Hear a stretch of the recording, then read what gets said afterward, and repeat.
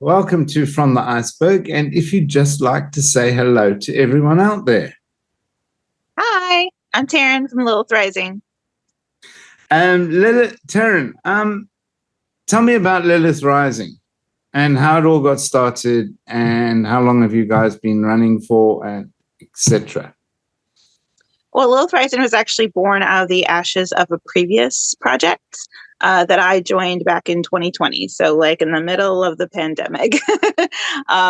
They were looking for a new vocalist. The previous project was called Winter Solstice, and they were doing more like sludgy, still progressive, but kind of different types of things than what we're doing now. The original member, there was only one original member left when I joined. So the guitarist left right after I joined. So it's just Alan, our drummer, left over from the original like lineup. So he was like, let's rebrand. Let's find a new sound, because he's also influenced by a lot of the same bands I'm influenced by.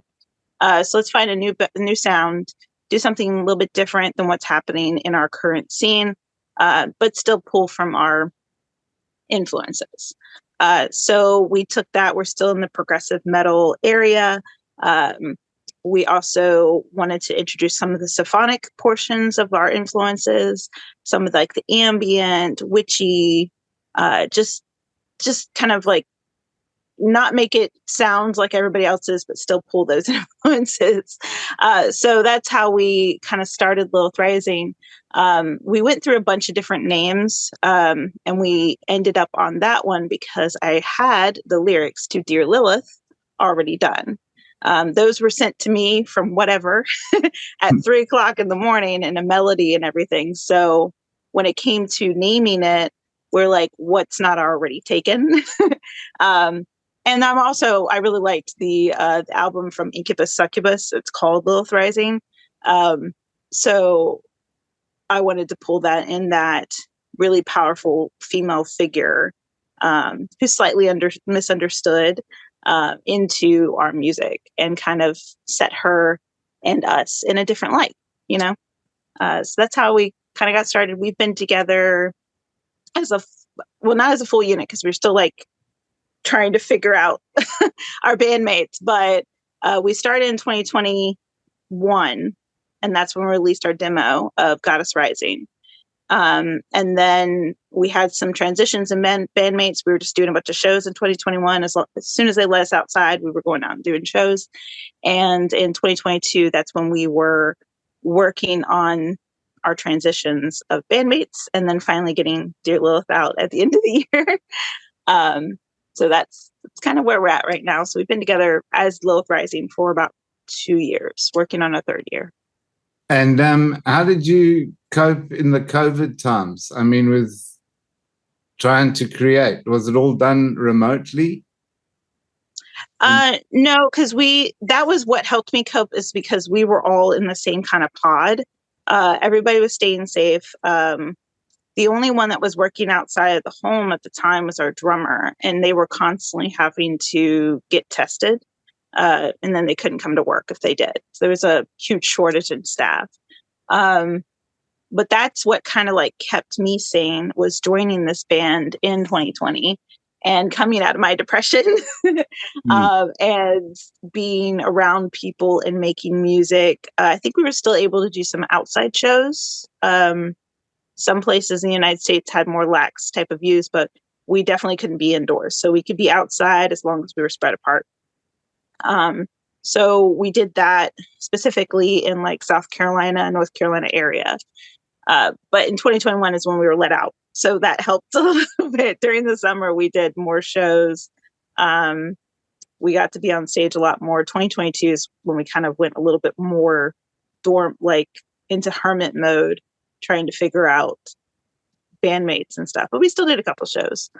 But I mainly survived the pandemic by being in a band. So yeah, definitely. Yeah, a lot of the bands that I've spoken to basically have all been in the same situation. And they also found that once there were live gigs again, not only they were itching to get back onto stage, but the audiences were just like dying to get to Yeah. live music again. So, yeah, in hindsight, maybe it was a good period because there's so much music coming out now, we can't keep up. It's just like crazy. I mean, I open up my email and the labels are just sending me stuff, and I'm going, well, slow down. You know, I've only got 2 hours a week. Absolutely, yeah. So I'm not complaining, but yeah, it's been quite crazy. Yeah. Taryn, how did you get started in the music industry and music? Well, I've been in bands since I was like 16. So I've always kind of wanted to be in a band. My dream when I was like a little kid, I'd say when I was like 5 years old, was to be an interior design rock star. And I have half of that. Dream has already been fulfilled because I am an interior designer. Technically, now I'm in the retail form of it, which is I help stores get built, basically. But the other portion of it was just be a rock star in general. And I feel that in my body that I'm a rock star, but not like in the ego format. Just I get up on stage and I feel that.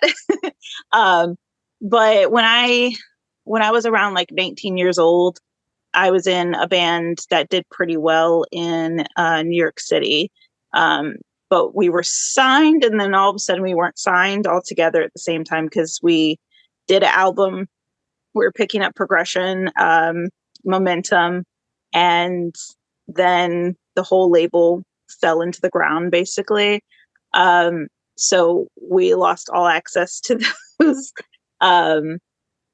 those songs and everything. So that was a little bit soul crushing, the fact that we put all this time into an album and then we can't really do anything with it ever again. But in hindsight, the band didn't really like get along except me. So I was kind of like the glue that kept the whole band together. So I think it's okay that I didn't make it when I was like 20. It also kind of like opened my eyes to the industry in general, how especially now in 2023, you don't really need a label. You don't need certain promotion people. As long as you make friends and you're networking, you can do a lot of this stuff yourself. So after that, I just kind of like stayed in bands, kind of hoping to get some momentum. Then I had a family. So like I got married and had a kid. And then I took time off. I was like, I don't want to do music. There's too much drama. There's too much like looking for bandmates. I'm gonna stay away from it.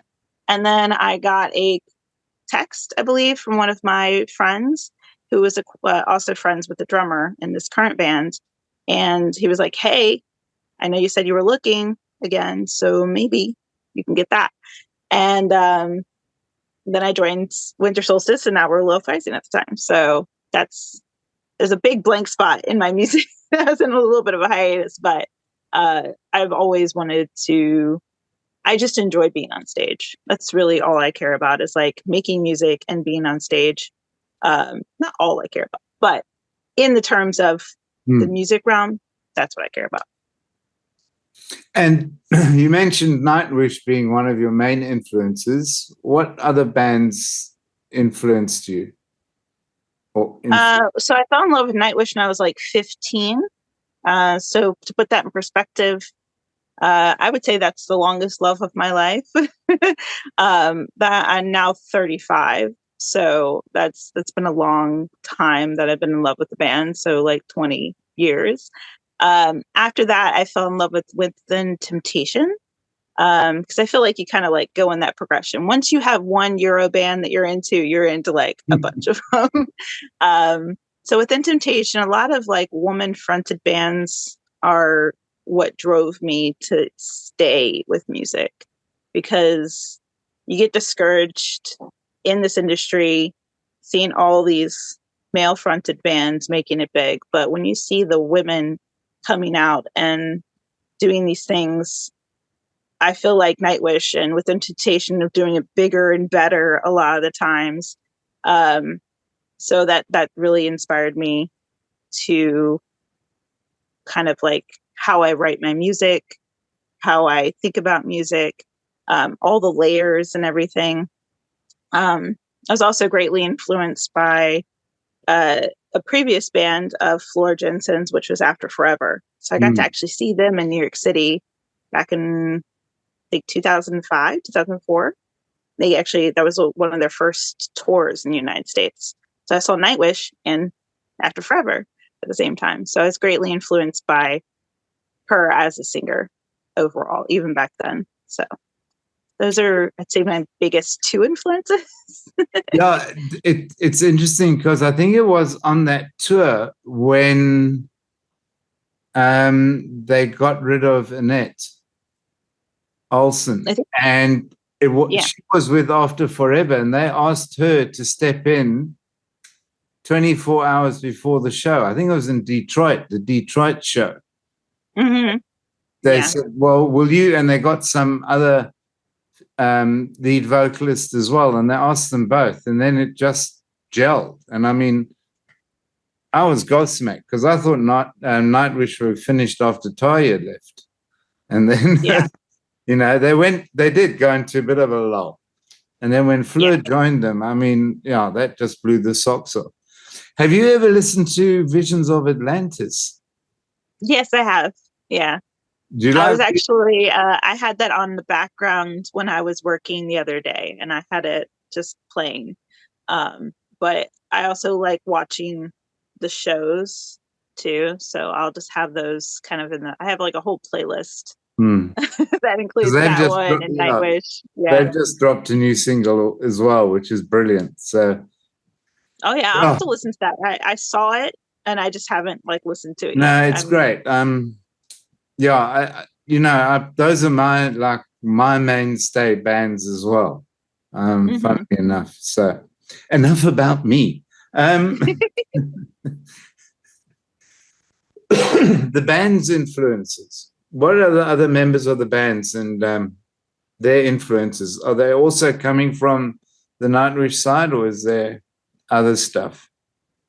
Well, Alan and I both like the symphonic metal area, so he does like Nightwish, and I think he was playing a lot when I first joined the band. He was just playing it before practice would start.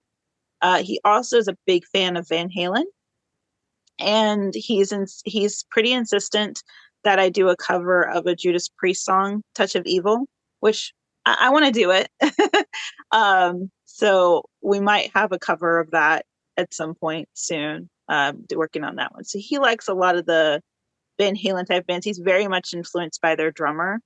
I think almost every time that we talk about his drum set, he's talking about what Van Halen's drummer had. So that's really interesting to work through. He's got a very big kit, but he's talking about paring it down to a smaller kit, considering some of the venues that we play don't have the big kit type of system. One day they will, it'll just be just the big kit, but for now it's not. And Thomas is our guitarist. He's the one that joined right before we put out Dear Lilith. He actually helped get that kind of sonically mixed and mastered. He did the guitar and the bass actually for that song. And when I first met him, he was wearing a Sleep Token shirt. So he was talking about that a lot. So that's, I think, one of his influences. And honestly, right now, it seems like he's got so many influences. I can really name all of them in one interview. Because we were sitting there the other day working on the ballad, and we just kept playing songs from different bands. I was playing songs from Serenia, which is inspiring one of my songs that I want later. And then he was playing Sleep Token. And then I think they just came out with a new thing, so we were playing that again. So he's got a lot of influences, as most guitarists should have. Yeah. Your new release, you mentioned it earlier. Tell us more about the re-recording. And Dear Lilith is the one that we just released in December, so I will talk about that one. That one is up on Spotify and everything. But Goddess Rising we released in 2021. And the last practice that we had together, I was talking about re-releasing it so it doesn't have that demo at the end anymore, because I had always planned to have it re-released as a bigger and better. And so the beginning is going to have more of the symphony type of feeling that I wanted, and then that's going to flow throughout the entire song. and the guitar is going to change a little bit. I do still want that kind of like groovy pattern. If you listen to it, there's a little bit of a groove to it. But the whole point of the song is to kind of swell to the very end. And it's about getting, both songs actually are about getting out of a toxic situation and coming into your own power. So Goddess Rising is actually the beginning of that story. Dear Lilith goes right after that story, because that one's about getting out. And then Dear Lilith is about telling you how powerful you are. You were too much for him. I know I'm technically talking to Lilith in the song, but I'm also talking to myself, and I'm talking about other people that have dealt with toxic situations, abusive situations, and are coming out of it better in that, like, and realizing how powerful they are. So that is the reason I really want to re-release Goddess Rising, is so it gets its due, because I don't really feel like it got its whole, sonically, I don't feel like it got exactly where I want it to be. And then I don't feel like it like really got the attention that I feel like those lyrics and everything deserve. So that's why I really want to re-release it, along with releasing all of our other songs. It's going to go in line with it. And when do you expect the next songs to be released? Are you working on them at the moment currently? Yeah. And so there's actually about like a minute or so that's kind of done-ish of one of the songs that we plan to release in March. And that one's called Wrath. That's actually lyrics I've been sitting on for the last 3 years as well. And that one will start off soft a little bit, and then it'll go heavy at the end. And we have a ballad that's planned to be released after that. And that is called Void of Us. That one is kind of done. I think Thomas is just working out the kinks at the end, trying to figure out how to make it big, but not too big to overpower the vocals. And that should lead directly into a song called Done With You, which I've sung out the melody for it. I'm one of those annoying vocalists that I don't really know how to master an instrument very well. My ADHD and me just can't do it. We can play one song and that's basically it. But I have so many melodies that just come to me in my head. So like Dear Lilith was one of the melodies that came to me in my head at like 3 o'clock in the morning. So was Done With You. It was like 4 a.m. I woke up and I was just like writing down lyrics. I was like, I got a melody, so I got to sing it into my phone. So I feel bad for my husband, like laying next to me, and then all of a sudden, like he's seeing a light go on my phone. So we have at least 3 songs kind of planned out, a little bit of a sketch done of each one of them. And then I think after Done With You, that's when we need to figure out the exact amount of songs that we're going to release for the rest of the year. I'm thinking that it's still technically going to be an EP format, but it's basically going to be released one at a time, because that's how people's attention spans work. And that's how my attention spans works. Just releasing a full album all at once doesn't appeal to me. I just want to release one song at a time. And then you're coming on the journey with me with that whole thing. You're coming on the journey with us on how we went from one song to the last. Yeah, so I think that's gonna work out. It's quite funny because I also produce bands, and I've, like, years ago I said, I'd get bands and they come, oh, we want to produce an album. I said, don't bother. Yeah. Just drop a single every 2 months.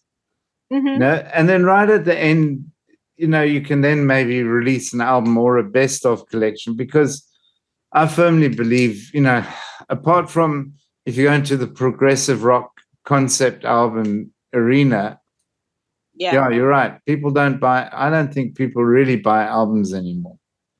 Yeah. Well, they might buy CDs. I've seen them buy CDs at shows. So the plan is to have a few songs on a CD that people can take with them, because there are still people that like to put a CD in their car and drive around with that. I can remember putting a CD in and then just letting it go on repeat when I was younger, just constantly listening to the same 3 songs over and over again. I think it was when Linkin Park was still like trying to figure out their sound, and they released like a couple songs on it, like EP, and that just went on repeat over and over again until they released their actual album. So there's still people that like to do that, but now we have Spotify and YouTube and Pandora and all those other things. So you could still do that. Just put us on repeat. Exactly. Yeah, just put those 2 songs on your playlist.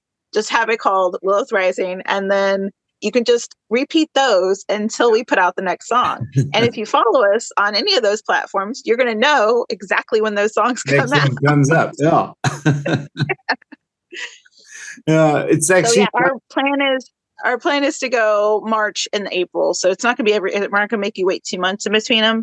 It's just going to be probably towards the end of March and then April. And I do plan to try and do a music video for at least one of them. Okay. Live gigs and that, are you looking to just play locally, or are you looking to tour on a wider scale? So this year I think we're looking to be more regional. Alan is the one that mainly handles the booking and that kind of thing. So our drummer. We do have a show planned in May. That's our first show of the year. So because we're working on production, we got to get our scrims and lighting and all that other stuff set up for the shows. So our first actual show I'm super excited for. It's going to be in Gastonia, North Carolina, and it's with Mag Dillon, if you've heard of them. Yes, yeah. And then 2 other local bands. Oh You Pretty Things is a really good band in this area, and Venus Invictus is another really good band. I think their lead singer used to be in a band called Tattermask, I believe. And they were actually on a wider scale. They were getting pretty big on a wider scale. And then now they're Venus Invictus. So we're going to play with them. And Mag Dillon, I'm super excited to meet them and hang out. Because it's still a pretty small venue. So to have a relatively larger band in that would be really awesome. And then we have a bunch of other shows planned, I think up until around June, July. And now we're just looking to book more. My plan for next year is to go on a wider scale. So maybe not so much East Coast, but go more West Coast, Central West Coast. And if anybody wants us to go to other countries, I would absolutely love to go to the countries. I think we have a pretty good following right now in Australia, which is really strange. And then I've seen a bunch of people listening in Finland as well. So I would love to go to Finland. I love that energy of the crowds in Finland. I've watched those shows. So if anybody likes our band and wants us to go other places, just let us know. Well, I'm open to everything. It's funny you should say that, but it's something that I'm working on. I was talking to a band a couple of weeks ago, and then I played the interview, and then a band that I'd interviewed a couple of months ago who were in Greece said they really loved the sound of this band, and she mentioned they wanted to try and get to Europe. And I've hooked the 2 up, and now they're talking about, well, they'll come from the States and dates in London and dates in Holland and dates in Germany. So what I'm working on is I'm trying to build a family. I want to build a network and try and get everyone talking to each other. So I've already taken the liberty. I put out a newsletter once every couple of weeks when I remember. And then let's try and bind everyone together and try and build a network as well. It's how it works. Which is one thing I like to do on the show. This is the only surprise. It is something called this. My favorite test. Okay. It's 10 questions. It's super easy. There are no trick questions. And you just say the first thing that comes into your head. It's it's a fun thing. And we'll stick it out onto social media as well. And you can Some people make absolute fools of themselves, which I love because it makes for a lot of viewing. Yeah. Are you ready, Taryn, for my favorite test? Yes. Tacos. New York City. Nightwish. Black. I don't know. What dreams may come. Yeah. I don't know. I have so many. Right now we're covering it. It's Nemo by Nightwish. It's one of my favorites. Cats. Do I know any actors' names? Actors. Oh, I don't know names.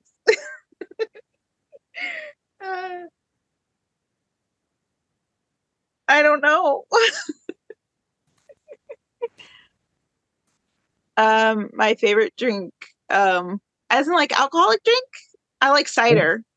That's one of my favorite drinks is to drink when I'm out. Cider. Favorite radio show. Yours.